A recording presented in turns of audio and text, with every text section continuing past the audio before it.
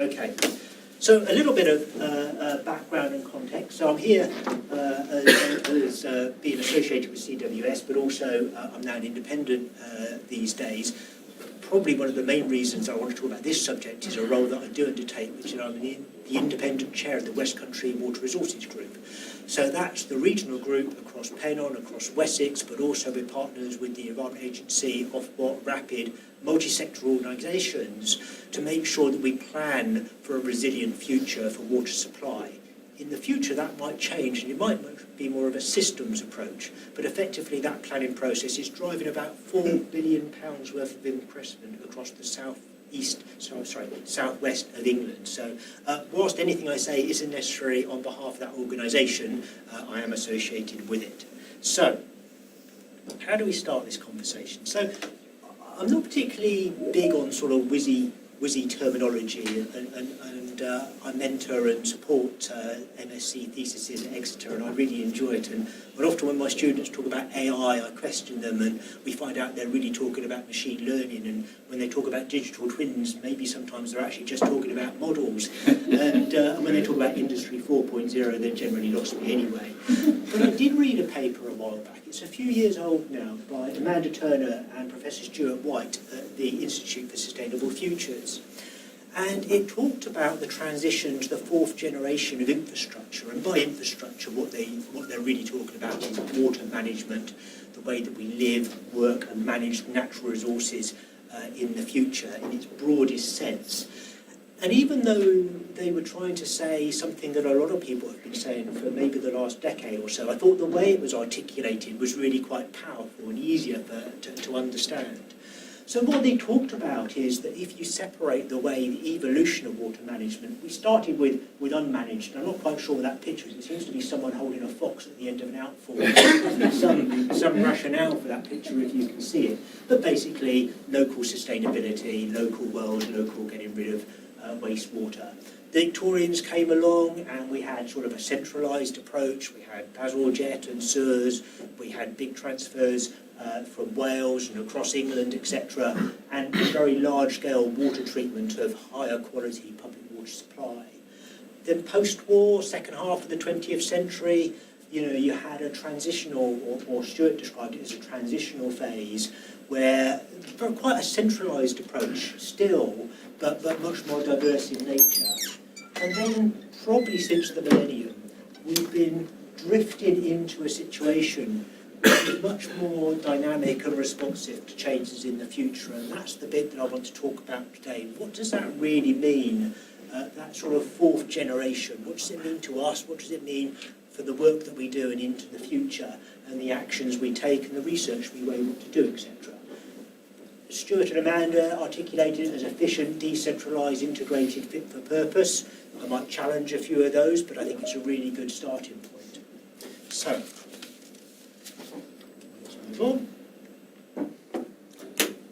So what I've done is just tried to list some of the criteria, and I've talked to a few friends about this, so some of it comes from their paper, some of it I guess is a little bit more UK-based than maybe Stuart and Amanda were thinking of when they were thinking about Australia and the experience they had on the back of the millennial drought, where they almost had a decade of drought across large bits of Australia, which fundamentally challenged the way they managed water and what sustainability looked like, what environmental management looked like, and etc. So I've got 8 criteria here. The first is a different balance between centralised and decentralised. Historically, public water supply in the UK and wastewater management has been quite hub and spoke. So we've had a generator of water or a storage of water such as a reservoir or a treatment plant, and then that water is distributed out. And large numbers of the population, the customer base, only has one source of water under that type of model. It's sort of like hubs and spokes dotted across the area as opposed to an integrated system. And the reverse, if you like, with regard to wastewater, so everything draining down to treatment at the end of the catchment, etc. The customer side, so customers have been a relatively benign element to the way that we've managed water in the past. They provided money, and that's pretty much been their interrelationship with water. that is going to have to fundamentally change over the next coming decades. So we've seen decentralisation in energy, with people generating solar, their own wind, ground source heat pumps, etc., etc. We've seen it in quite a modest way with water, with sort of rain butts and bits and pieces. But actually the relationship is going to have to be so fundamentally different, because we can no longer just build more capacity. We need to manage demand in a way we haven't done in the past. So that's going to be really big, and it's going to have a cost impact on people as well. The way you use the environment, historically, it's been a little bit of a commodity. I thought it was really good when Natural Resources Wales named themselves Natural Resources Wales, and I wish we in England had done the same instead of the Environment Agency in some ways. But we have started a really important shift to understanding nature-based solutions, and in the Southwest particularly, we've done a lot of pioneering work in that with regard to upstream thinking, which we spoke about just now before the meeting, etc. But also waste to land, and with regard to treatment using more natural processes rather than chemicals and steel and carbon associated with everything we do. A long way to go, but a really important transition that will continue. Adaptive decision making. So in the past, economic regulators would say they don't fund risk. You know, that's for others to do. They wanted absolute certainty on what they funded. We know the future now contains such deep uncertainty, we can no longer make decisions just based on absolutes. We have to make them on some judgments, on some rational judgments about, you know, the risks and the uncertainties about how things may unfold. So adaptive pathway planning is a key element of that, using decision points on those systems. So that has been pretty much embraced by the water industry now, which is a really good part of the journey. Rational prioritisation and trade-offs. So many of our catchments, our natural environment, is effectively at its sustainable limit. We can't go out and drill another borehole or take some more water out of the river or put more waste, treated waste back into the river. Actually, there's no more capacity there. So we have to think about different ways to make decisions on prioritisation. So what comes first? Water for the next data centre, for hydrogen when it comes online, public water supply, or golf courses? Right now, it's based on first come, first serve. So if you get your application in for a licence, or you have a licence, it is yours. And it is very difficult for someone to take it away and give it to someone else, even during a drought, although there are some mechanisms within there. So some unintended consequences, the institutional and legal arrangements that we've set up for managing water probably don't work so well in the future as they have in the past. Systems conjunctive use between infrastructure, so looking at infrastructure in combination. We don't just build the next thing that will get us out of a supply-demand balance gap. We have to think about how it interacts, because every type of infrastructure or different intervention such as demand management has its strengths and weaknesses. And when we have to think about an uncertain future, it's really important we understand how those different interventions work in combination, so that they give the maximum resilience rather than just meeting a single criteria, which is on paper a supply-demand balance. Technical, the shift to smart, the innovation, particularly on smart networks, been some great work done, but also smart meterings. We've seen an energy is now coming in water. So understanding and maximising the use or applying the right use of technology is going to be really important for the future. So there's our criteria, and maybe you'll want to add some more or take some away during the discussion phase. But in the spirit of pretending to be, or putting upon myself to be, an autocratic dictator, I thought I would score the industry against those and see where we might be on the journey, and hopefully that will also stimulate a little bit of discussion.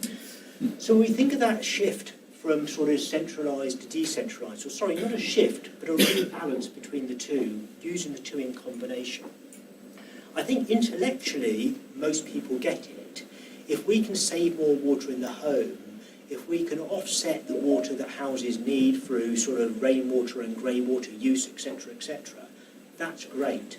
But I think culturally there's some real barriers, and economically there's some barriers as well. It won't always appear the most economic solution in the short term. You've got to maintain these things, all that. So there's some disconnects in the way that we think and manage water to that transition to a semi-decentralised approach. But I'm absolutely certain, and I know some of the work with CWS is looking at this really, really closely, and some of the spin-offs, etc., which I've been talking to, have doing some great work. So I put it at a 3. And a 3 is sort of okay, because we're on a journey. I've said before 1 to 10, but this is a journey, so I don't expect any of it to be a 10. 10 is probably in a decade or two's time. So people always say I'm quite a hard marker, but 3 I think is okay. Customers. So we're probably in the worst place we could possibly be for having the trust and confidence of society at the very point in history at which we need them to work with the water sector for a sustainable future that both they want and the sector wants. Now, we're not going to recover that situation, I would suggest, probably for many decades. It's a very deep problem, and even if we put a lot of things right very quickly, it would take a long time for that cultural perception to change about the sector, and I'll come on to that more later. There is £60 million being put forward by Ofwat to communicate about water and water efficiency, which is a sum of money I don't think we've ever seen in terms of public engagement and behaviour change, etc. But it's not all about money. It's a lot more than that. So we're not in a great place. I've put a 3 because people are trying to do the right thing, and we know what needs to be done, but it's going to be a struggle. In terms of environmental services, I put a 4 to 5, which is a green. I think it's probably as good as we might want to be at this point, and you might argue with that.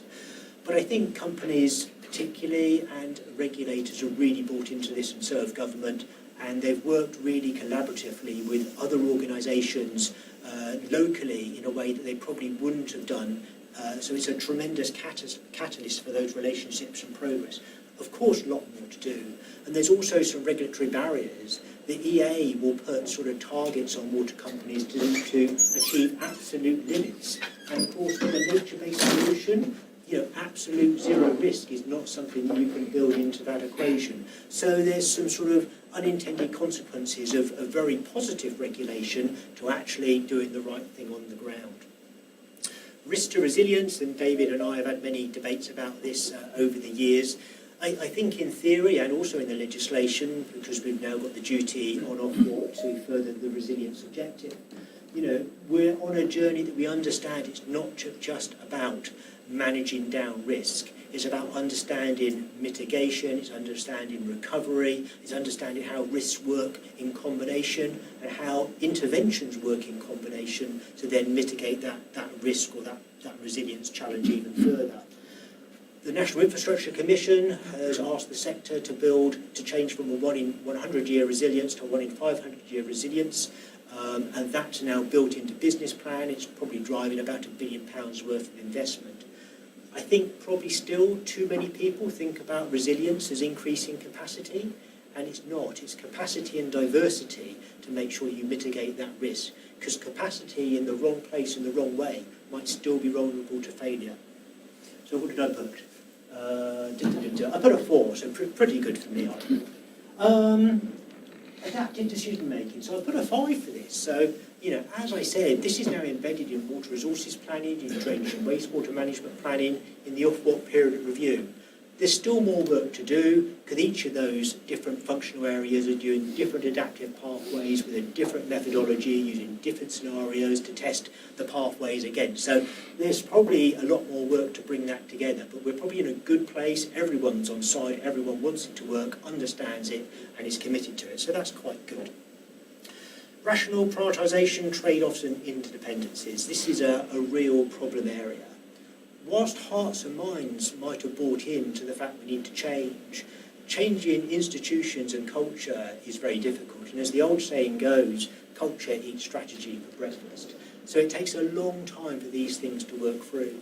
We've recently had a situation where a regulator asked a water company to reduce the abstraction to help save a chalk stream, and then the other bit of the regulator said, well, not sure we like that. That could increase the flood risk because the groundwater is going to bounce back. We've had that. We've had things effectively, if you like, the butterfly effect, where quite small changes to abstractions on headwaters for absolutely the right reasons cascade through the system and effectively trigger a £2 billion reservoir with an environmental footprint which is considerable, a carbon footprint and intergenerational footprint. And it's very difficult with the way that we regulate at the moment to look at that big picture and make rational decisions on the whole system as opposed to meeting very set criteria in the way we do things. Systems, conjunctive use on the infrastructure. We've had the organisation RAPID put together, which is absolutely tremendous. So that's a combination of Ofwat, the Environment Agency and the Drinking Water Inspectorate working together to try to make sure that the infrastructure goes forward effectively and is integrated. And then finally, smart technology. I put a 5, 6. I mean, I'm not an expert in this area, and many of you will be, I know. But from what I can see, there's some really good work been taking place. I'm sure, there's more to do, but it's great to see the way that is being used and the way that the regulatory system is both encouraging and driving that through what it does. So I think when you look at this, if you imagine the water sector in 20, 30 years' time, it's not just about technology, it's also about institutions, it's also about culture, it's about regulation. All these things need to work in combination. And I think what we're feeling at this point in time is really the push of the present and the pull of the future in the way that we probably haven't done for many decades previously, probably since before my career started, which was a long time ago. So some thoughts on this fourth generation concept and just trying to articulate maybe what it involves and how that might then relate back to the work that you do. So what have we got here? A recap case for change. So I've done it the other way around. I've talked about what we need to do, and now I'm going back to sort of why we need to do it, just because it livens things up, because I always do it the other way around, so this is a bit different. So it is worth reminding ourselves, because our understanding of what's driving these changes does affect what changes we need to make. So in terms of the baseline situation, our infrastructure is getting older. Incrementally, we have not invested sufficiently in our infrastructure to keep it at sort of an even level. So the replacement on a lot of pipe work is anywhere between 200 or 400 years. And we know their life expectancy might be 60 to 100 years effectively. And you can't average these things, but broadly speaking, we're behind the curve of that investment, which means there's a big lump of investment coming forward pretty soon if we're going to maintain serviceability. And you might question whether we made the right decisions in the past on that or not. The natural environment is near and exceeding capacity, which I spoke about just now. A really important concept is about that sustainable capacity. It's so fundamental to the way that we live, work and manage water in the future, to recognise that and to recognise that things are changing. Challenge is growth. So we live in an economic model in the Western world where prosperity and growth are interrelated. It's very interesting papers if you want to talk about prosperity without growth and what that might look like in the future, but that's not going to happen in the short term. Our governments in most countries around the world want growth. They want us all to be more of us and to be buying more things and using more things. And that, of course, is out of step with where we find ourselves on some of the sustainability criteria. So, deep uncertainty. Again, something I think we still struggle to understand how to manage and how to make rational decisions now, which are no regrets for the future, and that's very hard in terms of economic regulation. So deep uncertainty changes what we're doing. Environmental emergency, the biodiversity challenges that we face, the water industry is fundamental to how we stabilise that situation and recover it in the future. Some of the constraints, institutional capacity and adaptability, spoke about how difficult it is for organisations to just change. You don't just change the chief executive or their name and expect them to be different. Cultures are very deeply embedded in the way they do things. New infrastructure is going to be more complex and expensive. As I said, we can't just go out and drill a borehole or put a river take in or just put more waste into the water. So the next generation of infrastructure will probably be about an order of magnitude 10 times more expensive than historic infrastructure solutions that we've had. And that's borne out in all the plans by all the companies coming through this time round. And underlying this, of course, we've got affordability, and we've got sort of the challenges that we have about increasing bills, both psychologically, but also with regard to those people that genuinely struggle with finances and putting water bills up, even though they're relatively modest. Increasing them by 30, 40, 50, 100% is going to have a real effect on people.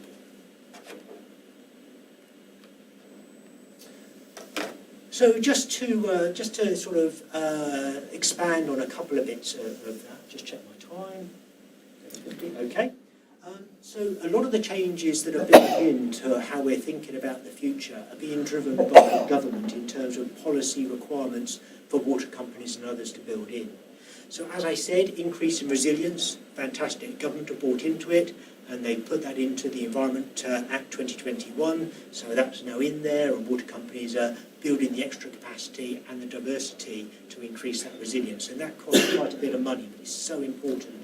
And also a lot of companies are making sure they don't just have one source of supply for their customers, that they have interactions between those hub and spoke systems and developing them. There's a real challenge, or there has been a real challenge, that water investment has not kept pace with growth ambition.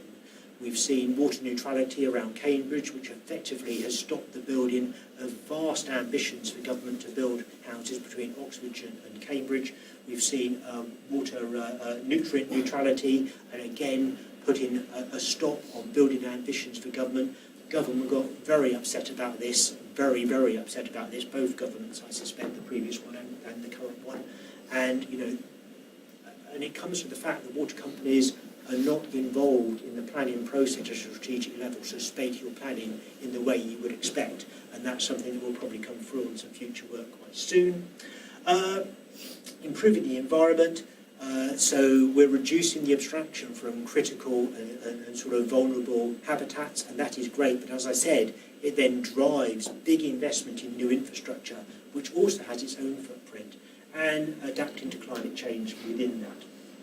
So that sort of graph over on the right-hand side is a little bit out of date, but for each one of the sort of regional areas across the country, it gives you the idea of the scale of the challenge. So we need to find about 1/3 to almost half as much water, new water, than we've used in the past.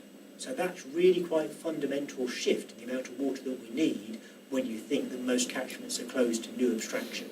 So we can think about storage when we do have water, we can think of transferring from areas of surplus to deficits, etc. We can think about effluent reuse, and we can think about desalination. What we can't generally think about is taking more out of the ground or more directly out of the rivers. So, I mentioned regional groups, and this is a map put together by RAPID, which is the organisation I mentioned just now. And you can see here about the investment that Ofwat put in their last periodic review in 2019 to actually understand what is the potential for large-scale transfers and big strategic infrastructure that we haven't thought about for maybe 3 or 4 decades in this country. So that includes reservoirs, desalination, effluent reuse, etc., and the interconnection between them. And that work is ongoing. Around the side you can see Preparing for a Drier Future by the NIC, a really seminal report that sort of changed how we thought about water, the Water UK report 2016, and the national framework I've talked about. And then you've got the regional groups which are recently set up, and of course West Country Water Resources is the one that I spoke about earlier on. So let's just drill down, and let's think global but think local also. So this is the southwest. It's got a little bit of, I think, 2 other water companies on the right-hand side, but effectively this is Pennon Water, which is Southwest Water, Bournemouth Water, and Bristol Water. It also owns SES Water, but they don't worry us, they're over in the east of the country at the moment. And also the whole of Wessex area. Now the southwest of England is really quite unique in a number of respects that make water management of clean and wastewater quite challenging. It's a long peninsula. It's got some high ground in the middle, which very impermeable granites, etc. So actually the gradient of fall from the centre of this region to the coast is relatively steep on a UK basis, or certainly on an England and Wales basis even. The population is relatively low, population density is relatively low, apart from July and August, where it can increase by an 8-fold. That's a phenomenal increase in the population of a region, increased 8-fold between, let's say, middle of June and the middle of July when the school holidays start. And that puts tremendous pressure on clean and wastewater management. It also has 25,000 agricultural land holdings. A lot of those are very small local farms. Every cow drinks about 150 litres per day, so that's a new variation on BCC, cow consumption. Someone was far thinking about there. Sheep, I don't know, but I suspect they're fairly thirsty beasts of the world. A lot of the time they drink out of rivers and sort of roof drainage, etc. But during droughts, farmers have to use public water supply to keep their animals for the welfare, etc. So again, a big increase in demand. So this area has limited natural resources for water because it runs off pretty quickly. It has a really big demand which varies over time, and it has very limited capability. As a geologist, there's lots of lovely places to build reservoirs, but no one's going to even start that conversation, certainly not on Dartmoor where I live. Those kind of options are pretty much closed. So we'll talk about how you might think about that in a moment. So an interesting and a challenging area. This is Polyphon Reservoir in 2022, which you may remember was a very dry year. I can't believe they didn't take the trees down before they flooded the reservoir, but maybe someone just forgot. Anyway, I suspect they wondered why it went a bit eutrophic for a while. I'm sure there must have been a rationale around that. And then I live very close to that reservoir over there, which is Meldon, which also got very low during 2022. What's interesting about that, and this is not a criticism of South West Water, they had recently had their water resources plans signed off, both by the Environment Agency, Ofwat and DEFRA. They had followed the process to the rule. But actually, what this event proved is that that plan did not meet what happened on the ground. And actually, you can play with the numbers to your heart's content. It wasn't that extreme. Yes, it was extreme, but it wasn't unforeseeable types of extreme. So some really interesting questions about climate variability there and how we manage and think about it. Right. I've got my eye on the clock, Albert. So this is a map, a schematic, which just shows the distribution system a little bit and some of the big areas for future deficit, which is going to be Cornwall and sort of West Devon, particularly over in the Bournemouth area and also to the north. Over on the eastern side, that's predominantly because of sustainability reductions. Some really iconic chalk environments that do need to be protected, and that will mean some major reductions in water that can be abstracted and very little alternatives to deal with that. And over in the west, again, some sustainability reductions, but also some growth is driving a deficit between supply and demand. Some big options which I'm going to just touch on in a moment, the Mendips Quarry, building a new reservoir at Cheddar, and also recycling of effluent in the Pool Harbour type area. So I just want to touch on those before we finish. So this is the pool scheme. Now, effluent reuse is obviously quite an emotive subject if you use that language, and I do hope we're going to stop using that language pretty soon, but it's how it's articulated now. This scheme, it probably mirrors maybe about 6 or 7 schemes which are now being considered around the country. The company has a pilot scheme which is testing the technology to look at the treatment, but effectively, highly treated wastewater is taken from the pool treatment work down here. It's pumped up, it's retreated, it's put into the river is used in an environmental buffer. Again, not a great bit of terminology, and we need to think about something better, but it's put back into the natural environment and then re-abstracted later down. It uses nature-based solutions to re-purify that water further before it gets final treatment to drinking water quality. So it creates almost a semi-closed loop in the way we manage water, and conceptually that's incredibly powerful and has great opportunities for sustainability. But there's some really big water quality management and customer perception issues to think about, particularly when you think of some of the conservative contaminants which we're now getting into the natural water system and how they then flow through and could get concentrated in this type of approach. This is a big quarry in the Mendips, and I think that's a computer-generated picture of what it could like in the future. So if you can't go around building reservoirs over people's houses anymore, like we used to do in the good old days, what you can do is find a big hole in the ground, and when it's no longer needed for extraction of minerals, maybe you can use it. So West Country Water Resources, or the water companies, effectively looking at an option to purchase that at the moment and doing the engineering design for how you would use that. It is a limestone quarry, and I have asked, won't the water leak out the bottom being past it? But I'm told by the engineers they will think about that and it will be fine. So not to worry myself about that, but one to keep an eye on. So it's a great idea, and I'm sure the engineers will sort it out. So that's a way to deal with storage, which is really important.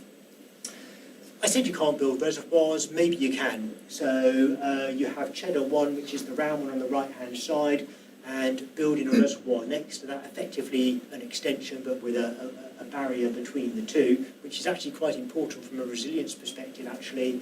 There are still options here and there to do that. So again, this case is being worked up. Right. Okay. I'll just start to finish off so we do have time for Q&A, etc. And I do hope you've got some for me. So this transition that we've talked about, this fourth generation, if we want to use that terminology, it seems like we're almost doing it organically. Bits and pieces are happening, and sometimes they work together and sometimes they conflict against each other. I think one of the things I would observe with the sector is that we've got great leaders, I'm sure, in water companies, in universities, in regulators and other organisations. What we don't have as a sector is one unifying bit of leadership that pulls all those bits and pieces together. And that's probably a function of the model that we've chosen, which is a private sector. So government aren't in charge of water, it's privatised. Yet they can pull levers through legislation and regulation to help them to do the right thing that they think it's important. But they can't dictate, they don't micromanage what they do and how they do it. So leadership is quite disaggregated in the sector, and there's no overarching sort of view of where we're going to coordinate this. So the fact that we're probably going in the right direction, probably doing quite well against a sort of international benchmark is a credit to our situation. Maybe we could do even better. And that brings me to the next bit. So there's a couple of really big reviews which have been initiated by government. One's the Dan Corrier review, which is looking at regulation specifically, and regulators don't like another regulator looking at their regime, as I know from the past. But we will see what comes out of that. And of course, there's been a lot of criticism of both the sector companies, but also regulators, which will work through. You've then got the Sir John Cunliffe review, so an ex-deputy chair, I think, of the Bank of England, very senior, very big policy thinker. He has a team of experts supporting him in DEFRA. I'm doing some work that's feeding into that commission review, looking at a national system operator for water on behalf of Ofwat, etc.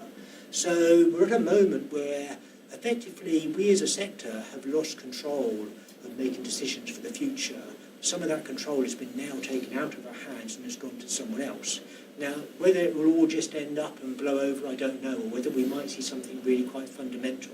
We have the special measures bill coming in next year, but in 2027 we have the second bit of legislation on water, which this review is going to feed into. That could change institutional arrangements for regulators, it could change how water companies and their licences operate.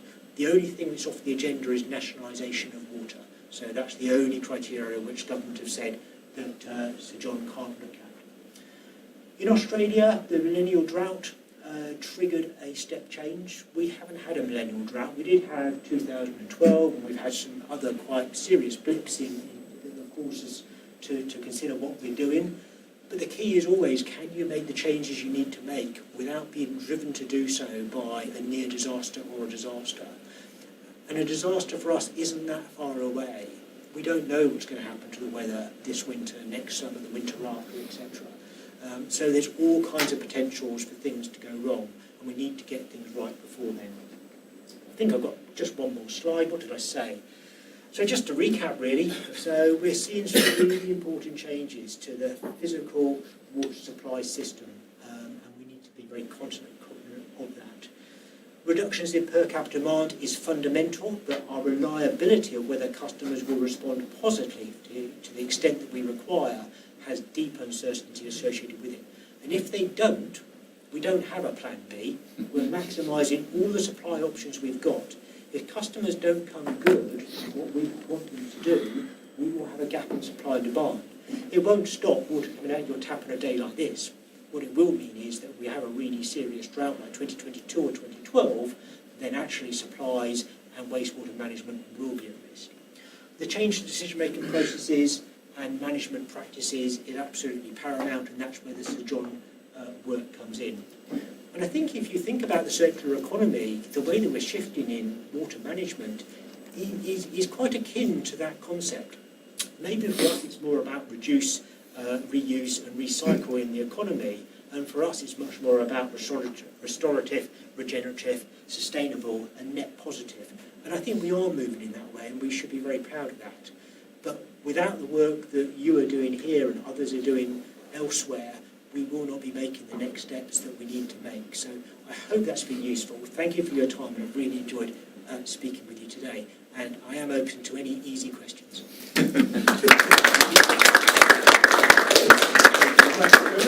Any questions? I said easy. The photos of the two reservoirs in the southwest, and the mark, the grade that you gave to adaptive planning of 5, I'm extremely surprised, because we cannot predict the future. Whoever says that is on the wrong side of the science. So deep uncertainty. How do you marry those two?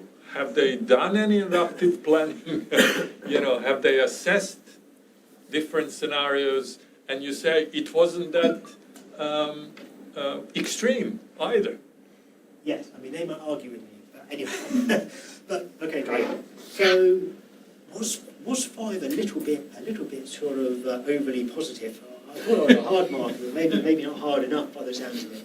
So I think my 5 represented the fact that we've embraced adaptive planning as a philosophy. We've embraced there is deep uncertainty, and that we can't make decisions, big decisions on what infrastructure and what interventions purely on absolute numbers and the equation at the end of that. So I think I would say that what you're saying is that the output of that is in itself not going to be definitive. It will still leave risks, and those risks require judgments, because there's going to be affordability, there's going to be risk to supply, there's going to be environmental impacts, there's going to be carbon impacts. And I guess that's sort of what I haven't brought out enough in that trade-offs point that sort of was in the title of the presentation. So in some contexts, maybe 5 was a little bit ambitious, but I think we have embraced the concept. But we absolutely need to improve it. We're also quite insular in England and Wales. I'm sure you've never seen that yourself, but we're not always as open minds as we might be to learning and sharing with others internationally, which I think is a tremendous shame, because there's also some great work being done on this elsewhere, as you can imagine, and you will know better than anyone. Thank you. Thank you. Other questions? Okay. I guess I was thinking bigger picture. Are there kind of organisational or cultural issues that are going to stop us, changing as we need to adapt for the future? So you mentioned a few things that have come up, things like there's no one leadership for the entire water sector. I was thinking, I had a few thoughts I was jotting down. There are things we can't do as the water sector, which I think is probably worth acknowledging and telling the public. So we have things like complexity. If there's too many jobs to do, it's just too much for humans to manage. And there's things like controlling the weather, it's just not going to happen. When it comes to something like the 2050 no discharge for CSOs, goal that we set ourselves, is it something that we should just say this is unrealistic to manage? Because we're never going to build enough storage to capture all of a rainstorm event, right? Especially if we're going for a 1 in 500 year event. And that's the only way to collect all that water in an urbanised environment, all at once. So no floods, no CSO discharge, not being able to control the weather. We have to manage the public's expectations, but one of the organisational issues that we might have as a sector is that we're privatised. No water company wants to tell the public, don't expect clean potable water coming out your tap, because the share price will go down and all of that kind of stuff. So without leadership to, promote the engineering technical difficulties of the sector, the real challenges, the things we should manage expectations on, I suppose that might be the place of the regulator. I don't know. So there's leadership, there's the share price, there's other things at play. I'm wondering if there's anything I've missed there, or if, it's a complicated issue, I'm sure. But any thoughts? Just it's incredibly. I mean, you're absolutely right. There's no such thing as zero risk, and we all know that. but you're absolutely right, it's very difficult to communicate that to society. And, particularly through the type of media that a lot of people use and the misinformation they may get around that and their expectations are set. We can reduce some of those risks, both through investment, as we know, but that's hard work, but it will take place. But also, by taking a more systems approach. We plan on a functional basis because it's big and it's complex, and that's been an easy way to do it. But that easy option is also leading us down a false route very often and making investments which are probably suboptimal when you look at the system as a whole. So there's something big there. In terms of that communication point, I talked about the £60 million that Ofwat are putting forward for sort of campaigns, etc., which is great, but also highly risky. And I also said it's not all about money, it's about trust.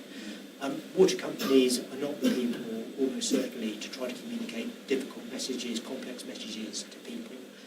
Neither, to some extent, are regulators at this point in time either. And there are a few other organisations who do have the trust, but also have the platform, if any. And I think creating the platform for the right organisations is going to be something we have to think very carefully about. Who communicates? Okay, distilling my fuzzy thoughts into something a bit more concrete, because I know it was a bit scattered, those thoughts. Should the water sector maybe think about absolving themselves of some responsibility in these things, right? So there are things we can't control, and we're trying to bend over backwards to try and account for these and do adaptive stuff around it. Is it actually more responsible to just, admit we cannot solve some of these problems, and then, communicate to that whoever it needs to be communicated it to, take whatever hits or changes to organisational structures that need to happen, because it might be a regret that we are trying to fix all this problem on our own when we can't actually do that. So, we're now starting another lecture. The bit of work I'm doing on a national system planner, operator, convener, whatever it happens to be, there's an organisation called NISO. So it's set up under the 2021 Act on Energy. So it's an independent body of government and of the energy sector who does strategic planning for the whole sector, but also is going to be helping to communicate some of the big challenges they have in energy. So in the work that I'm doing for water, it's also looking at whether a NISO for water could work, whether it could be an organisation under an umbrella of regulators, or whether a smaller regional-based set of organisations. So there's a number of options there. Also, whilst nationalisation is off the agenda for the decision on coming from, there's different types of privatisation. So privatisation takes place internationally on water, but it's generally through concessions, and effectively the private company is a contractor, and it just does its job, and it sort of meets its KPIs, etc., etc.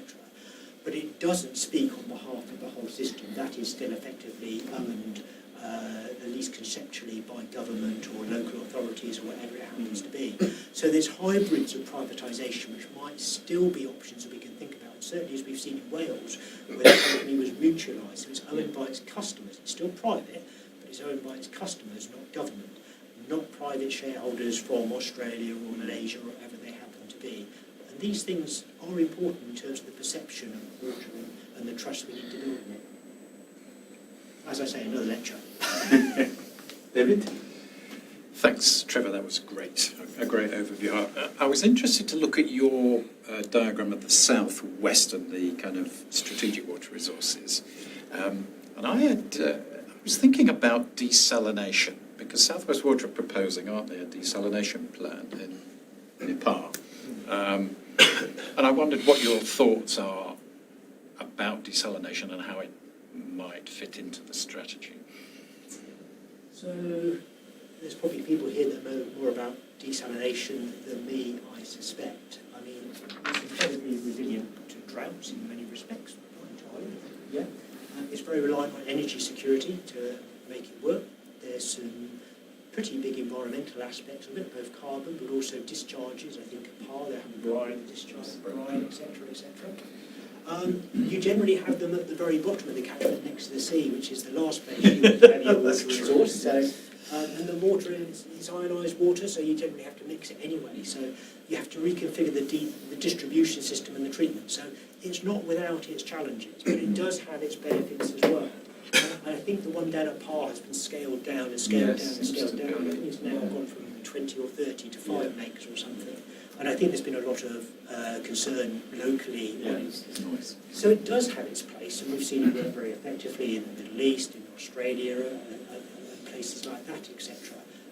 I suspect it does have its place in the UK in the future, but we've also seen that Beckton desal on the Thames estuary has not been the roaring success that it should have been, and effectively it can't be utilised very effectively in most situations. And if we were living our life again, we probably would not have built that solution at that point in time, at that location. So we're learning some tough lessons. It's certainly not the panacea, I suspect. Thank you. Thanks. It'll be an easy one, Trevor. I'm really interested in this point around communicating difficult messages to the public, because you'll know, most of us will know, that particularly in the UK we use way more water. PCC is higher here than it is in many parts of mainland Europe. So I sit on the Future Water Association working group on reputation, water industry reputation. They recently released a report which set out public understanding of the water industry, and it was fascinating. So it was done by a communications consultancy who interviewed a high number of people, and what came back is that the public have virtually no understanding of any of this, where the water comes from, what happens to it when they pull the chain or anything like that. And so in terms of communicating messages, I think my question is, how do we do that when public understanding is just so low? And interestingly, that report, even though it's very fair, very well researched, it was received horribly. It got an absolute backlash in the press because they said the water industry are just blaming the customers for not understanding. So I'm really interested in how we bridge that gap. I mean, we're at a point in society's evolution that I don't understand, and maybe there's people here that are experts in those kind of things.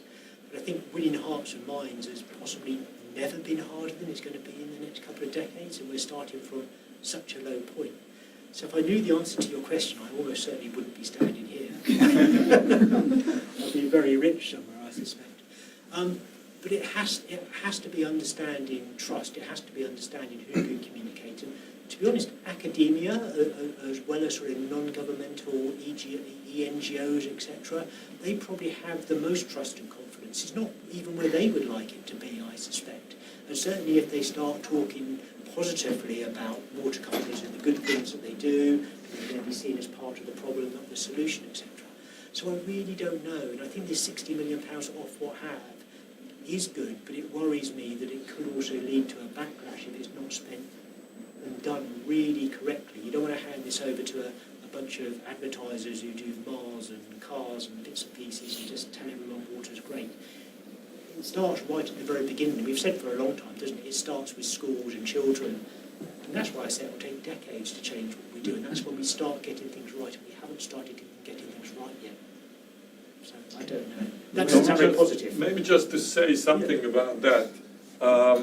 Communication and trust are extremely important. And if you look into what happened to Flint in the States, getting the trust takes time. Once you lose it, it's almost impossible to get it back. And the water industry has been bashed in the last few years. Dutch have the water czar. Yeah. And, that is the person that is trusted in the country. And maybe we need somebody like that is trusted. We had several commissions on flooding and national infrastructure. Maybe we need somebody for that, for water. Yeah. I mean, I hate to say it, it's probably someone who is a face that people recognise and trust for the things they've done in the past. Probably not one of us. No, absolutely. Archbishop Welby's available, isn't he? No, the final one and short one. People are waiting outside. Okay. I'm about to start a role one day a week as a rainwater reuse champion for WaterWise. And so it's connected with your 60 million pot that Ofwat of proposing. I think, do you accept that rainwater reuse, rainwater harvesting is not a water resource, but perhaps a demand management tool? And how do these water resources groups view the role of rainwater recovery in the mix? So I guess I've generally looked at them both a resource and a demand. For me, I guess they're quite interchangeable, but maybe there is some subtle differences which are important, which I probably need to think about it. How are they viewed? So I think I said something like intellectually everyone buys into them. Practically, too much risk, because hang on, they might not do what we think they're going to do. Actually, it doesn't economic. And plus, I don't get the revenue from the water they're saving. So there's some barriers to that kind of change, and we haven't seen it rolled out at the scale that we anticipate. But I think it is moving in the right direction. It's much slower. Okay, I think we have to close today's session. Very good discussion, and thank you. Could you please join me to thank Trevor again?